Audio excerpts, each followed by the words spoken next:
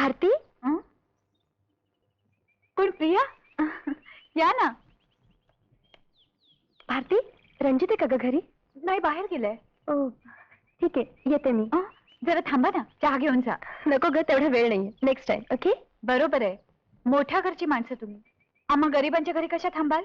वा, तू सुद्धा रंजित सारखंच बोलतेस की. लहान मोठं तू सुद्धा मानतेस. अन्यायाविरुद्ध गरजणाऱ्या भावाची बहीण आहे मी. माहितीये मला, पण हीच गर्जना एखाद दिवशी खूप महाग पडेल. म्हणजे काय म्हणायचं तुम्हाला? रणजितवर माझे पिताजी खूप चिडलेत. त्याचा हाच गर्जना करणारा आवाज कायमचा बंद करण्याची कारस्थानं चालली होती माझ्या घरी. माझा भैया म्हणजे भडकती आग आहे, नुसता गर्जना करणारा ढग नव्हे. हाच आत्मविश्वास एक दिवशी नाशाला कारणीभूत ठरला नाही म्हणजे मिळवलं. एवढंच सांगायचं होतं मला. येते मी इथे आलेच जरी पिताजींना कळलं तर फाडून खातील मला.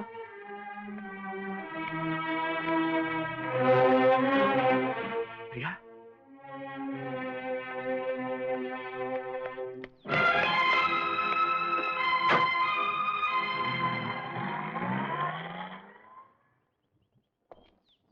काय म्हणत होती प्रिया?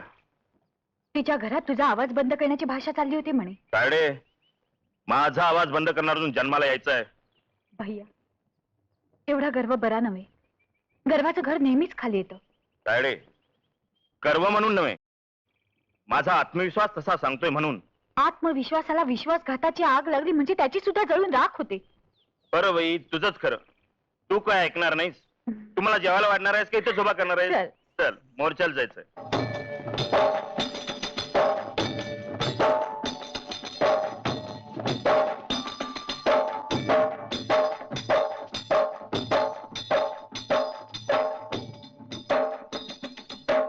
ढोल नगारे वाजतील, मिरवणुका गाजतील, घोषणांची नख सगळ्या भिंती ओरबाडतील.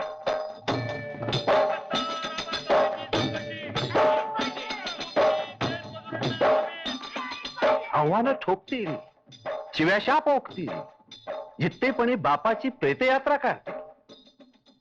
विध्वंस हेरणारे, नुसतीच टरफलं पेरणारे स्मशानाच्या शेतातून कसलं पीक काढतील? बोला, आता का तोंड बंद? बंद डोळे, बंद कान, बंद तोंड. माणूस आणि माणुसकीला माझा लाख लाख सलाम.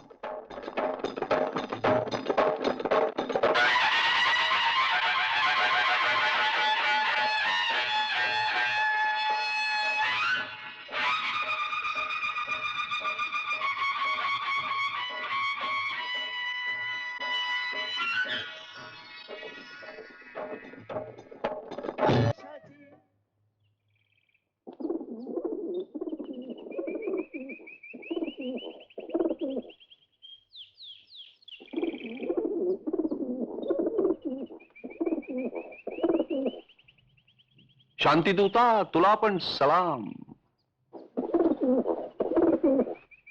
का तुला हिशेब पाहिजे? कसला? स्वातंत्र्याचा? स्वातंत्र्याचा जमा खर्च अजून पूर्ण झालेला नाही. आत्ताशी हिशेबाची फक्त 43 पानं पूर्ण झालेली आहेत आणि या 43व्या पानावरची जमा तुम्ही सगळे बघताच आहात. स्वातंत्र्याच्या या जमेवरच तुम्ही बसलेले आहात आणि तिथूनच सांगता आहात की ओम शांती शांती शांती. तुम्हाला पण सलाम.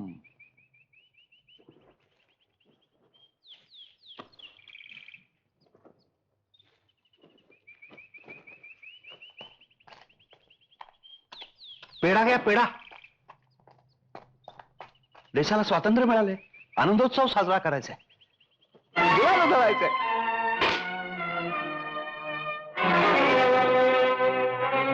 आपण आमच्या एकाच बाजूला गुलाल लावला, दुसऱ्या बाजूलाही लावा. देशाला स्वातंत्र्य मिळालं, गुलाल गुलाल उधळायचंय, गुलाल उधळायचंय.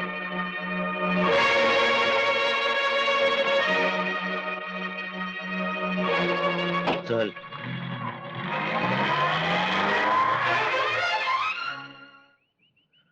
राम राम राम राम दादासाहेब. कोण? कालिया? का खालिया माजलाय का रे? बायकोला का मारलं? काय सांगायचं तुम्हाला, गेल्या वर्षी मी तुमच्याकडे कामाला होतो, तेव्हा तुम्हाला जबरदस्तीनं कुटुंब नियोजन केंद्रात नेलं सा आणि माझं ऑपरेशन केलं सा तर मी तुम्हाला काय बोललो का? त्याचा इथं काय संबंध आहे? आता काय सांगायचं तुम्हाला? तुम्ही माझं ऑपरेशन केलं सा आणि परत बायको गरवा राहिल्या. आता तुम्हीच सांगा, त्याला मारू नको तर ऊत कापर घालून पाया पड होय तिच्या. अरे कालिया, ऑपरेशन करणारा डॉक्टर म्हणजे तुला काय ब्रह्मदेव वाटला का? अरे त्याच्या हातनं बी घोटाळा होतोय. ऑपरेशन फेल्युअर होऊ शकतं. हे असलं मला आढळलं काय माहित. काल्या, तू एक काम कर, डॉक्टरकडे जा, ऑपरेशन फेल्युअर झाल्याचं सर्टिफिकेट घेऊन ये. मिशो ताव मारून गावाल्यांना सांगायचं ते पोरग माझंच आहे म्हणावं.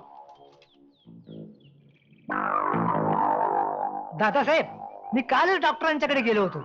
अहो, ते सर्टिफिकेट द्यायला नकार दिला की होत्या ना. अहो, त्यांना सांगायचं की दादासाहेबांची ही वैयक्तिक केस आहे म्हणावं. हो, ते पण सांगून बघितलं, पण काय बी थांब पत्ते लागू देत नाही.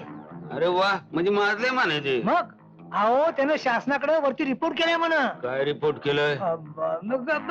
रिपोर्ट काय केलाय? अहो, जोपर्यंत शासन या गावात दादासाहेबांचं ऑपरेशन करत नाहीत तोपर्यंत ऑपरेशन फेल्युअर अशी सर्टिफिकेट द्यावी लागतील, अन्यथा सामान्य जनतेचे संसार धुळीला मिळतील.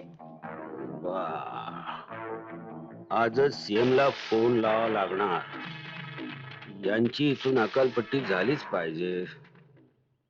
माझ्या विद्यार्थी मित्रांनो आणि मैत्रिणींनो, आपल्या कॉलेजमध्ये होणाऱ्या भ्रष्टाचाराच्या विरुद्ध आपण नुसता आवाज उठवला तर आपल्यातल्या 10 विद्यार्थ्यांना कॉलेजमधून रस्टिकेट करण्यात आलं. म्हणून आपण आता शांत राहता उपयोगी नाही. या भ्रष्टाचाराला आणि हुकुमशाहीला आपण आपल्या युवा शक्तीची ताकद दाखवलीच पाहिजे. आजपासून संघर्ष अपना नारा है, भावी इतिहास हमारा है. संघर्ष अपना नारा है, भावी इतिहास हमारा है. भावी इतिहास हमारा है. संघर्ष अपना नारा है, भावी इतिहास हमारा है. संघर्ष अपना नारा है. संघर्ष अपना नारा है. भावी इतिहास हमारा है. संघर्ष अपना नारा है. भावी इतिहास हमारा है. संघर्ष अपना नारा है. भावी इतिहास हमारा है. संघर्ष अपना नारा है. भावी इतिहास संघर्ष अपना नारा है, भावी इतिहास हमारा है. संघर्ष अपना नारा है, भावी इतिहास हमारा है. दादासाहेबांनी तुम्हाला आत बोलवलंय.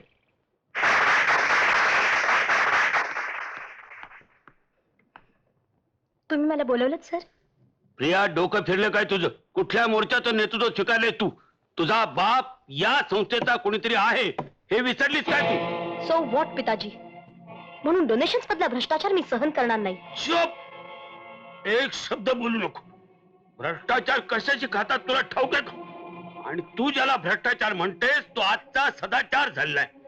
आणि मी काही झोळी घेऊन दारोदार हिंडत नव्हतो की मला डोनेशन द्या आणि कॉलेजमध्ये प्रवेश मिळवा म्हणून. अति झाले प्रिया, तुझं कॉलेज बंद. चल माझ्याबरोबर घरी. सॉरी दादासाहेब पाटील, जोपर्यंत माझ्या सहकार्यानं दिलेल्या रस्टिकेशन्सच्या ऑर्डर्स परत घेतल्या जात नाहीत तोपर्यंत मी तुमच्या बरोबर कुठेही येणार नाही आणि तुम्हालाही जाऊ देणार नाही. ठीक आहे प्राचार्य, रस्टिकेशनच्या ऑर्डर परत घ्या.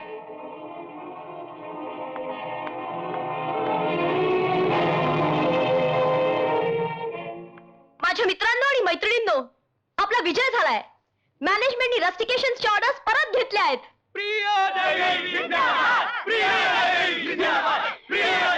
थँक्यू.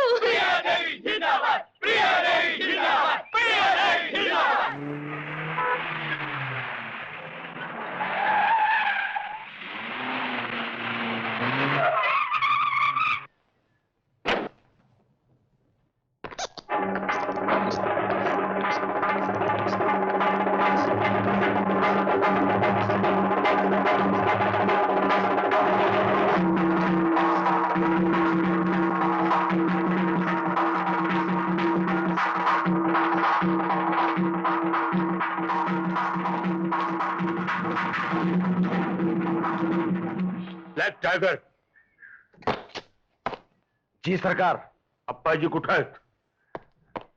देवळात गेल्यात. हरामखोर थेरडा आमची सत्ता खालवण्यासाठी देव पाण्यात घालून बसलाय. तू निवांत झोपा काढा. अप्पाजी आणि प्रिया तुमच्या विरोधात कट रस्त्यात तेच धागदोरं काढल्यात मी. आमच्या विरोधात कट? आप्पाजींचं उद्याचं देवदर्शन हे अखेरचं देवदर्शन झालं पाहिजे. आपल्या जीप मधून त्यांना देवदर्शन घडवा.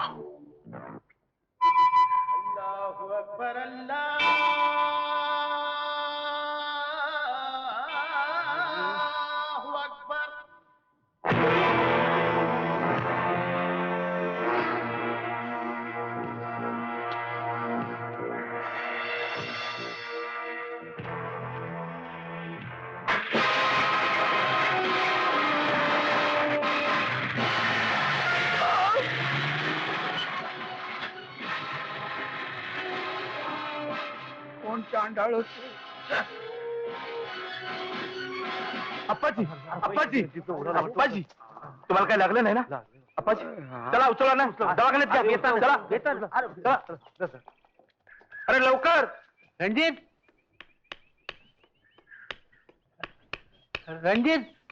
हे रणजित, रामदादा, अरे गलका कसला, काय झालं रे? अप्पाजींना दादासाहेबांच्या गुंडांची गाडी धडक मारून गेली. आप्पाजींना लागलं नाही ना? नाही, तसं काही जास्त लागलं नाही. दवाखान्यात पाठवून दिले त्यांना. सलाम. पेढा काय पेढा? देशाला स्वातंत्र्य मिळालं हे आनंदोत्सव साजरा करत आहे. बाबू गेनोनी स्वदेशीच्या चळवळीमध्ये रस्त्यावर रक्त सांडलं, पण त्या रक्तातून स्वातंत्र्याचं पीक आलं. घ्या पेढा घ्या, पेढा घ्या. वा वा वा वा. रणजित मास्तर काय म्हणाले कळलं का? न कळायला काय सर? नाही बाबा, इतकं सोपं नाही. म्हणजे अरे आप्पाजींना खलास करायचा दादासाहेबांचा बेत आहे. काय सांगताय? होय, चळवळीत आप्पाजी तुरुंगात असताना त्यांची बायका पोरं विहिरीत ढकलून दिली. अपघाताच्या नावावर खपून गेले ते. आता आप्पाजींना खलास करून त्यांची जमीन लाटायचा बेत आहे या दादासाहेबाचा. म्हणजे आपल्याला अप्पाजींच्यावर जास्त लक्ष केंद्रित करावं लागेल दवाखान्यात.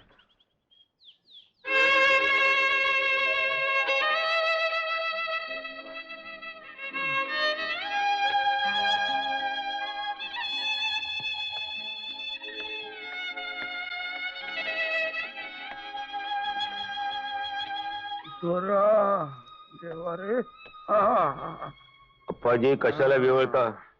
डॉक्टरनं प्लास्टर केले ना, शांत झोपा, बरं वाटेल. अरे शांत कसा झोपू दाद्या? माझा डावा पाय मोडला, डॉक्टरने उजव्या पायाचं प्लास्टिक. त्याला काय काय झालं? एवढा अरडतोय पण कोण लक्ष देईल तेव्हा ना. सरकारी दवाखाना.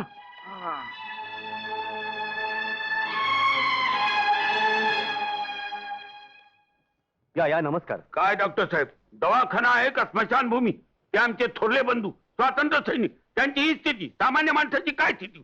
त्यांचा डावा पाय मोडला, तुम्ही उजव्या पायाला प्लास्टर केलं. दादासाहेब आपण बसा, माझं ऐकून घ्या. एक काय मिनिट बसा. बसा. मला काही ऐकून घ्यायचं नाही. ही केस कुठल्या डॉक्टरने हाताळली? त्याला ताबडतोब हाकलून द्या.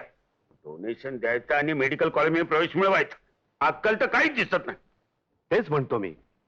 अहो क्वालिफिकेशन आणि अनुभव कमी आहे म्हणून या डॉक्टरना मी या दवाखान्यात नेमून घ्यायला विरोध केला होता. त्यावेळी तुम्ही आरोग्य मंत्र्याचा दबाव आणून रिकामी जागा भरलीच पाहिजे या सबबीखाली डॉक्टर चंद्रकांत यांची नेमणूक करून घेणं भाग पाडलं.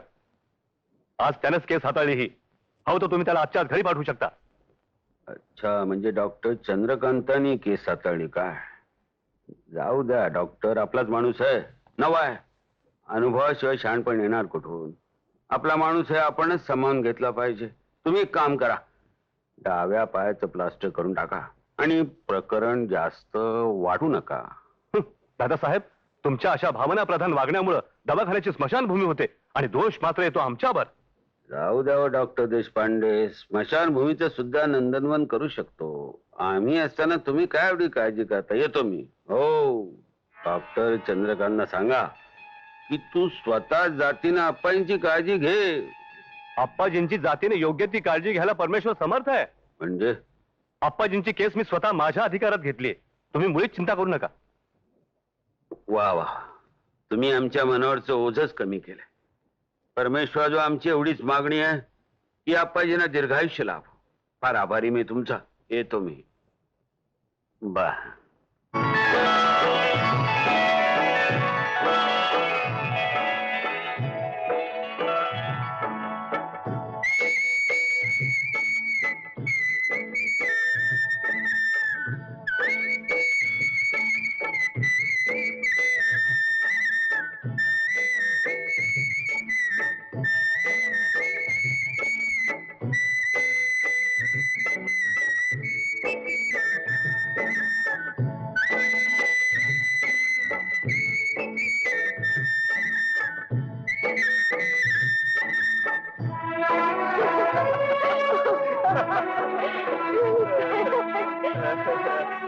खूप मजा आली. हो, या.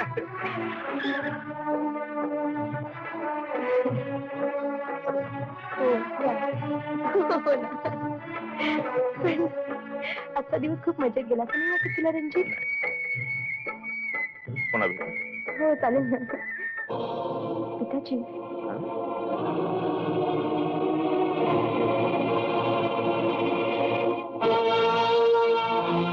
चलतो मी येतो.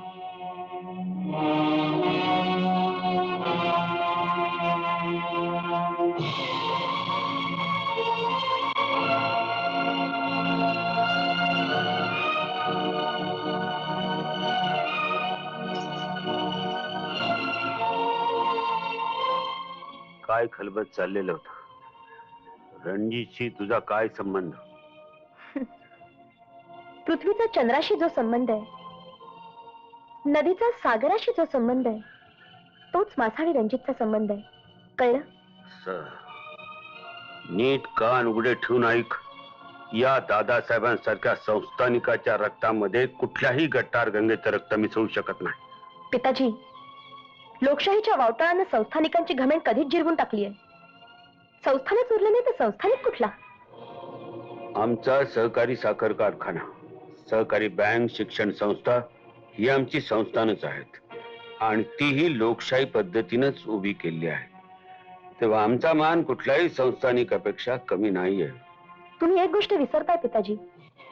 तुमचं हे संस्थान जनतेच्या मालकीचं आहे. आजचा तुमचा हा मान सन्मान जनतेच्या मर्जीचा खेळ आहे.